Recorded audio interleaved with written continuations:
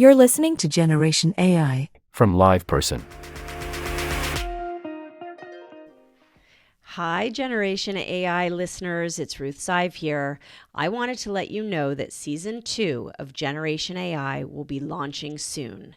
In the meantime, please enjoy this bonus episode in which my co-host, Joe Bradley, interviews Ori Freiman from the Center for International Governance Innovation.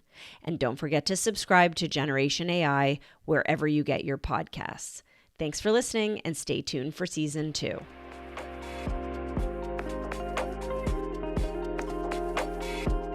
Hello and welcome to Generation AI. I'm Joe Bradley, and it's a pleasure to be speaking today with Ori Freiman.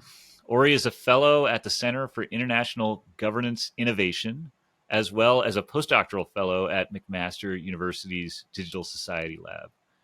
Together today, we're going to be talking and dive into topics ranging from how AI can be used to cause conflict, how it can be used to build consensus, and why it's so important to figure out who gets to make the rules. Plus, we'll get into some more futuristic feeling topics like how AI is a phenomenon in the sense that, like humans, it can actually build our own culture.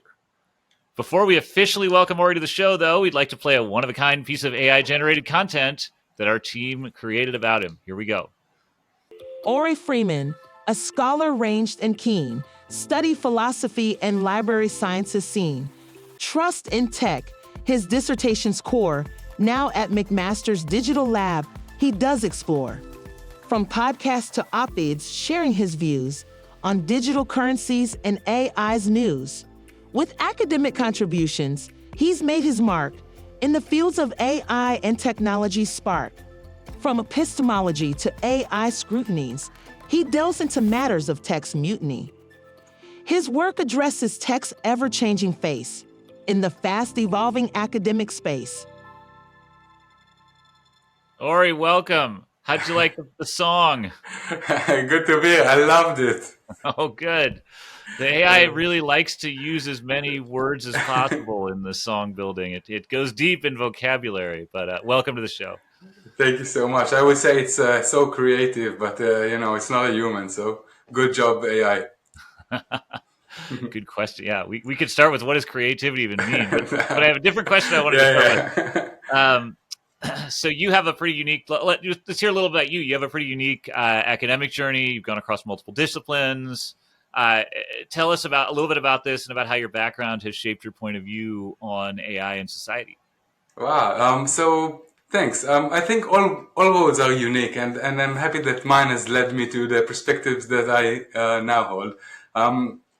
So as the song, as the nice song at the beginning mentioned, I studied philosophy, and I think that was a major cornerstone in my ability to look at different views and, as the cliche goes, develop an analytic mind. Yeah. At the same time, being more sensitive to social issues that happens and things like that. And I spent a lot of time in the library because we read a lot in philosophy. And I loved it. I love that world. And from there, I continued to library and information science, studying knowledge and technology. And my thesis was about technological dangers to humanity. Like, that's what I focused back then. It was 2011. And AI was the main topic back then of being a danger to humanity. So I think that's where I first got to learn about AI in the risk perspective, let's call it like this, or the social implications of it. And I worked as a librarian for several years, and meanwhile I was doing my PhD. And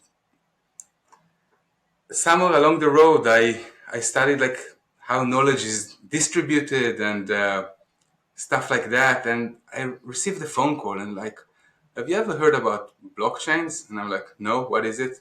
Let's talk. And I spoke with that person, and I left the world of libraries and joined a fintech startup. So for a while, I got to know the blockchain world and the regulations and the fast pace of technology. So it opened a new world for me. And then when I came back to my PhD, the topic was clear. Trust and technology with AI and blockchain on both fronts. So this is like how I developed my perspective. Fascinating. Yeah, I share a little bit with you in having a background that's a little bit. I like to say it's a little bit all over the place, but I think yours is maybe more coherent. And that's totally fascinating. I can see why that's led you to focus on elements of AI that sometimes people, it's in the back of everybody's minds, but sometimes people don't think about directly, or isn't like quite like always driving the commercial side of things. So I'm glad we get some time to talk about those issues today.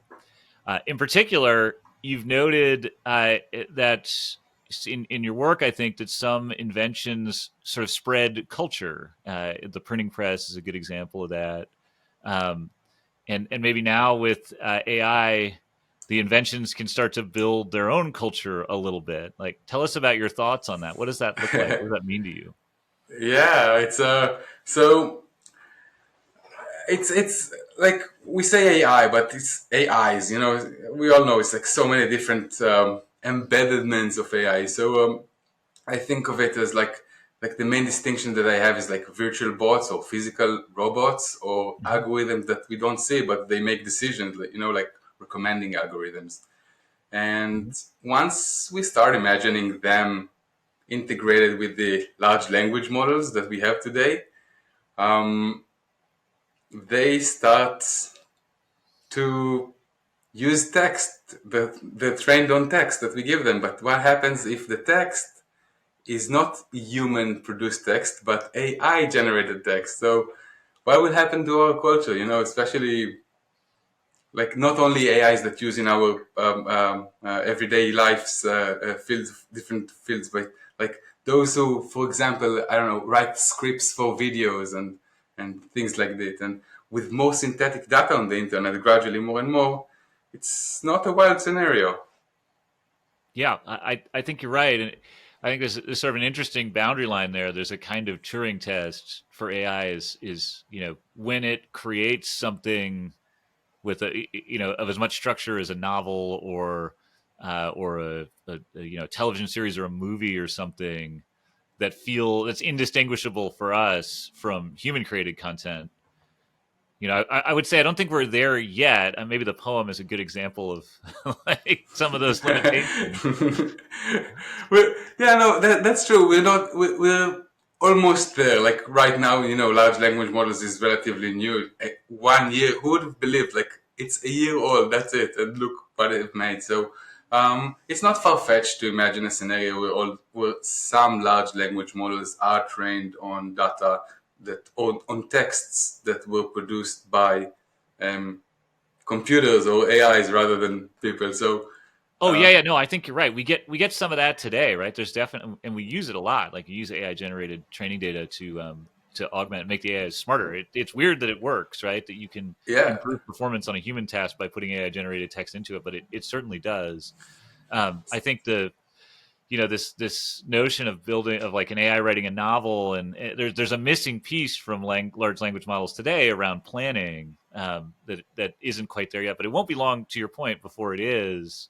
And then I think maybe you're fearing the same thing that I'm fearing a little bit, which is like does culture kind of spin out of control as those stories are no longer under our auspices anymore?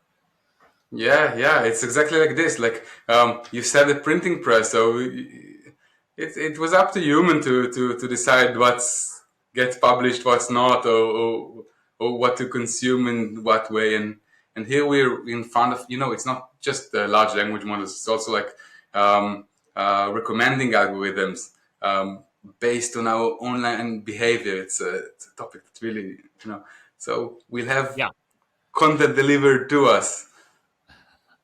Yeah, no, and content we didn't like, no one created that, or like was only created in this sort of amalgamized way that data runs through an AI, and it feels like there might be beauty to that and things to learn that we would never expect, and then there might be a dark side to that as well. Definitely, but we in the policy making world would like to look at what's happening right here and now, and those Yeah, far-fetched scenarios only entertain us.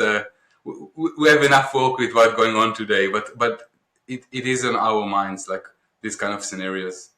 Yeah, tell me a little bit about policy and what you're thinking about in terms of policy. What do you think are the important areas to focus on today?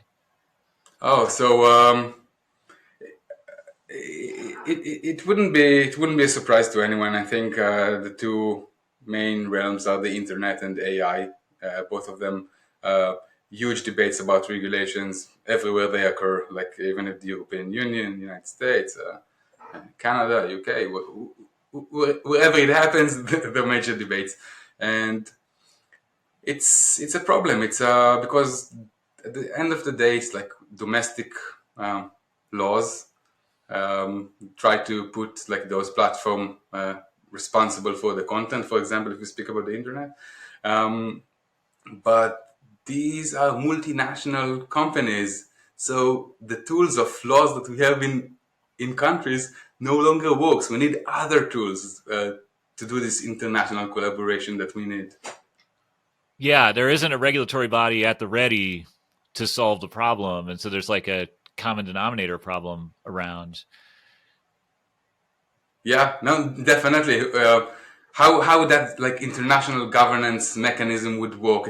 It's like beyond. Yeah, it's questions that we only now begin asking ourselves. It's very yeah. Yeah, and I'm not sure, whatever you think about the United Nations, it's clear that there's like maybe there's some good sides, but there's obviously some limitations there as to what global governing bodies can do. When you look at the regulations that are coming out and what's being focused on in the AI Act and other places, what do you see? What do you feel good about, and what do you feel concerned about? So I feel good that in some places, like the European Union, for example, they're doing wonderful work. Seriously, like the democratic process. Of course, there's always criticism to make, and it could always be better. But at the end of the day, and if I look at the privacy regulations that went before, they're doing excellent work also with AI, and so that's something very positive, and it's inspiration for others because of the market power, the Brussels effect, the effect of the European Union on the rest of the world. And what I'm concerned about the ability of those multinational corporations to negatively affect the process. And when I say negative, I mean not to the favor of the citizen. That's a concern. What did you think about the world tour, from Sam Altman et al., in the U.S. Congress, where he's asking to be regulated? Like, what's your thoughts on that event earlier in the year or set of events? Oh wow! I had a good response back when it happened. It's fascinating that on the one hand they're looking to regulate themselves, and then on the other hand, behind the scene, they're doing everything they can to avoid that, and also if I remember correctly, also at the United States, they've done something the same. We should be very mindful of the interests that play there, and of course, those regulators are not blind to that. Like it's the thing that happened behind the scene that worry me more, because there's not much knowledge that's available to us to know that. And you're talking specifically, like, say a little bit more about it. Like which events behind the scenes cause concern for you? So what we see is like what's publicly available, right? The democratic processes should be much more transparent. Those committees that happen, it's so hard to keep up to date with everything that's being involved, and we need the right people to deliver news, what's going on, things to push the news so others can be critical of them. So it's all about the democratic processes, how they go on, and which decisions are made, and it's not a last minute call. It's like actually involve who needs to be involved and consult those who need to be consulted. These kind of things. Yeah, well, and I think it's fair to say there've been some, Well, many would agree, and I'd be among them, that there have been some fissures in the democratic process here in the U.S. Right, there's some tendencies towards politicalization, if I can get the word out, that are concerning, particularly over the last 10, 20, 30 years.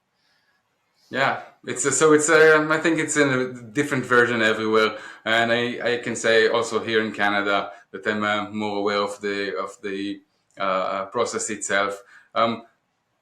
So it's not only criticism about the content of the AI regulation, uh, or which part of the bill would deal with this, and what would be the definition of how, it's not only that, it's also criticism about the process. Who would be the minister that in charge of oversight? Right. Stuff like that. What do you see as the dangers or fears that we should have around AI, and do you have any dangers or fears that you see out there that you think are ill conceived and maybe not the real problem? Oh, that's a hard question to ask. I think that now there's like, it's not that it is a secret. It's out there. It's available, and I think every sector has its own soft spot. But I think that like automation of misinformation really worries me. Mm, Seriously worries me. Um, the effects of culture, using AI on culture. And it's not that I'm afraid of having but the fast pace and like what's picked up and how news travel, and it's it's mind blowing, the consequences of things that we did not have like a few years ago, and also the concentration of the AI industry worries me, and the exploitation of workers at the southern hemisphere data labelers and things like that. And yeah. yeah, So it sounds like a major theme for you is, you know, essentially the influence that AI can have or could have, or maybe is already having on the human mind and on human decisions. yeah. So we're speaking of it, or we used to speak a bit about like issues like concerning biases and privacy and I don't know, cybersecurity issues, and these are serious issues, like the real issues. But the more I get to it, the more I understand that it's our minds. It's like the output of the. It's not only choosing for us; it's also like dealing with text, and that's like the language that our thought mechanism works with. It's like the operating system of our minds. So Do you think there's a world in which, or a way in which AI could be helpful in, that same, like, do you see this as like only a dark side? Do you see a light side here too? Like how do you, no, you know, no. There's of course it comes together. It's it's as the cliche goes. Look, at the end of the day, AI is also used for drug discovery and saving lives and oh making yeah, yeah, yeah, the no, all that stuff. But I was getting at specifically like this ability to influence us. Like, is there a positive side there, or is that just a risk in your mind? so of, it's like of course it can influence good, but then the question is asked what who is influencing us? It's like Yeah, I would argue that we would want more autonomy in this respect. I don't want foreign influence on me. When I say foreign, I don't mean I know. like another nation. I mean external to myself. Let me be the one who chooses my influences. Or at least you don't want uh, an unconstruable or difficult to detect foreign influence, right? You don't want to be surprised Yes, by it. yes. Or like um, even a targeted ad that's based on our online behavior, that's targeted exactly to us and uses generative AI to custom made exactly the message that we need to hear, in order to click there. Right, right, right. Yeah, I think that's it. Like where you get influenced in ways that you're kind of not signing up for. Right. But then Yeah. this flip side of like, could I, maybe there's like maybe there's a future where there's like an AI that plays role playing with you to help you, sort of solve psychological issues that you might have, and where you do sign up for an interaction like that, and you kind of do want to be, have that experience. Fascinating, right? Like that, or maybe like maybe what it comes down to is how well do I understand, how transparent are the influences that this thing is presenting on me, made to me. Yeah, I think this is exactly that, and once again, I'll say it again. I always have like the three different embedment of how AI looks. So it could be like behind the scene recommending algorithms or stuff like that, or physical robot that we don't see a lot, but it's more and more, even autonomous car, and also the chatbot. So, for example, a therapy chatbot that could be a really good idea, but the state of the technology now, it's a really terrible idea. So it's Yeah, like, probably wouldn't work the same reason that things can't write a novel, right? They can't really make a plan, but an application that likely shows up if you solve the novel problem, then you kind of open up a similar vein there. And should that even be allowed? Should that just be illegal, or is there benefit? no. So when it comes to a novel, it might be, what's the risk having not a good novel in mind? It's less like that. But when it comes to therapy, we need a therapist with an ability to empathize and things that AI cannot do. And so Yeah, it's yeah. yeah, different realm of things. But definitely back to what you asked, AI has a lot of like. I'm sure there are positive abilities to use the influence that AI can generate in a positive ways. I'm sure, like Yeah, for education, for history teaching, for these kind of things.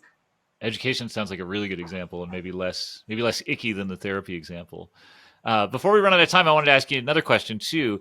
I know you teach ethics courses at McMaster, so I think you're probably in the mix with a lot of young people. What do you see? Do you see differences, or how would you characterize the way that they think about artificial intelligence? And are they scared in the same ways that we are? Different ways? Do they just have a different point of view? What would you say about that? Wow. So yeah. So what I do to get the sense of how they are thinking about AI is that I open classes. I open each class with a news round. I let them choose the news piece and let them deliver me the news, but add the criticism on it, so I can be more aware to how they think of AI. And I think that, like, obviously there are those who are more critical than others, but these young adults are very smart, highly socially aware, and very much involved. And the more they know about this world, the less naive they are in adopting those AI products. And I see that. And yeah, there's a good future to, at least with those kids or those young adults. So you would say they're maybe more ready to adopt than older folks, in your opinion, or is it not that simple? Um, it's not that they're more ready to adopt. It's like we adults are less inclined to adopt things. It's like Hmm. they they're living. For example, they would download apps much faster than, at least in my view, much faster than I would download. And I think that the more they know about how this world works, they will know better. Yeah, no, it makes sense that just they're a little more facile and willing. It doesn't seem like such a leap maybe to them as it might to the older generation. Yeah. A leap is a good word to describe it. Yeah. Cool. All right. Well, let me ask you in closing here, Ori, our favorite stock question. What's something you wish you could automate, and what's something that you would never automate? Well, so I heard other guests' answers, and I thought so much. What can I answer that would be so so honest to me? So let me be the most honest. I would really want an AI that will able to summarize group discussions on WhatsApp and Slack, and Ah, especially for me. That would be so good. We should be close to that, so that's good. That one's really achievable. I know, and I can't wait for that to happen. And I thought about what I don't want to automate. So all those frequent personal communication, like for example, wishing someone happy birthday, or Good or one. for many people to ask hey, what are we having tonight? It's something that happens a lot and it can be automated, but we don't want to automate it. Yeah, I think that's a good one. I feel the same way when I see the stock, congratulations on your new job or happy birthday messages and social media. Like, I never want to choose them. I sort of like that it prompts me, but not that it tells me what to say. It's not genuine to see it automated from those messages, right? It's like something creepy about it to get an automated message like that. Yeah, you don't want to be in a world where you're just like set your happy birthday meter on and then everyone gets their happy birthday wishes and then it doesn't mean anything to anybody when it comes, right? Like that's maybe the problem. Maybe effort matters is maybe the takeaway there. Yeah, love that you said effort matters. It is. Yeah. I mean, we all want that. Well, Ori, listen, it's been fascinating talking with you. Thank you so much for your time today, and please come on back and visit us again soon. Thank you for inviting me. It was wonderful to speak with you. All right. And to everybody else, I hope you've enjoyed this conversation as much as I have. And thanks for listening to Generation AI. You've been listening to Generation AI, Automating Better Business, a show from Live Person. Never miss an episode by subscribing to the show in your favorite podcast player. Please give us a rating, leave a comment, and share the episodes you love. Until next time.